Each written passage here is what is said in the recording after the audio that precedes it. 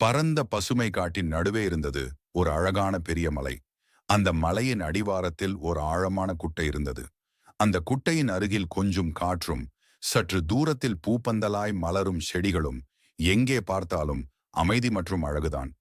அந்த காட்டில் இருந்த அனைத்து விலங்குகளும் மகிழ்ச்சியுடன் வாழ்ந்தன. ஆனாலும் ஒரே ஒரு உயிர் மட்டும் சோகத்தில் மூழ்கியிருந்தது. அதுதான் அந்த காட்டின் அரசன். ஒரு பெருமிதமான ஆனால் மனம் விதைந்த சிங்கம். முன்பு சிங்கம் எப்பொழுதும் உற்சாகமாக இருந்தது.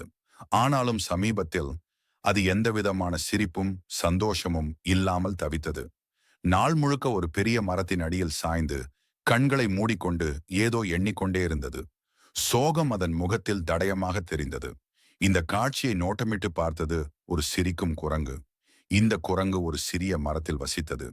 எப்போதும் அது மகிழ்ச்சியுடனும் சின்ன சின்ன விளையாட்டுகளுடனும் இருப்பதுதான். அதற்கான சிரிப்பு மழை அந்த காட்டில் இருக்கும் அனைத்து விலங்குகளையும் கவர்ந்தது. ஒரு நாள் குரங்கு சிங்கத்தை பார்த்தது.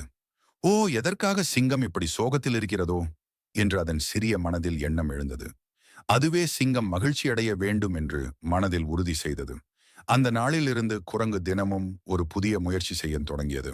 அது முதலில் மரங்கள் மீது சாம்பியன் போல பாய்ந்து விளையாடியது, சிங்கம் பார்ப்பதாக நினைத்து. ஆனால் சிங்கம் சிரிக்கவில்லை. அடுத்த நாள் குரங்கு வெறும் இலையிலேயே இசைக்கும் வகையில் வாயிலாக ஒலியமைத்தது.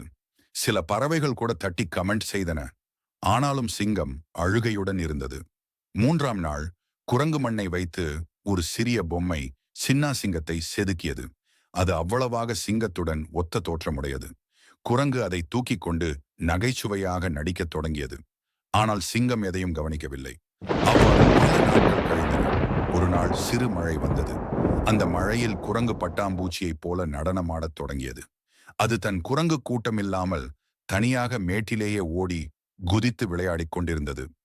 சிரிப்பும் மழையிலும் கலந்த அந்த நொடியில் சிங்கம் தற்செயலாக தனது கண்களை திறந்தது. அது குரங்கின் வேடிக்கைகளை பார்த்தது. முதல் முறையாக சிங்கத்தின் முகத்தில் ஒரு சிறிய புன்னகை வந்தது. அந்த குரங்கின் முயற்சிகள் பல மாதங்கள் கழித்து சிங்கத்தின் மனதிலேயே ஒரு சிறு மாற்றத்தை ஏற்படுத்தின. நாளடைவில் சிங்கம் மீண்டும் நடக்கத் தொடங்கியது.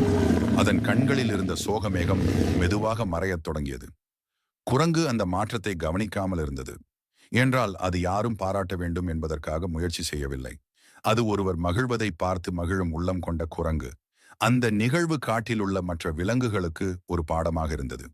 ஒருவருக்கு நாம் கொடுக்கும் நேரம், அக்கறை, நம்மால் ஏற்படும் சிரிப்பு, அவை பணம் இல்லாமல், ஜாதி இல்லாமல் எல்லா உயிர்களையும் மகிழ்ச்சி அடைய வைக்கும் வலிமையான மருந்துகள். சிங்கமும் குரங்கும் இனிமேல் நண்பர்களாகிவிட்டார்கள்.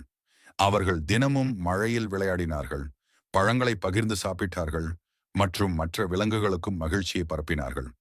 அந்த காட்டில் வாழ்ந்த விலங்குகள் இன்று வரை சொல்வது ஒரே ஒரு வரி: ஒரு சிரிப்பு ஒரு உலகத்தையே மாற்றலாம்.